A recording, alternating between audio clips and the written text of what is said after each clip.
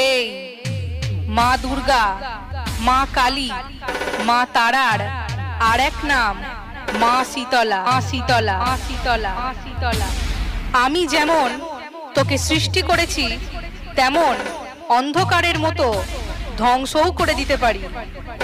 তাই তোকে সাবধান করে দিচ্ছি, আমার সামনে থেকে সরে যা, না হলে আমি বিভৎস দাবানলের মতো এগোতে থাকবো।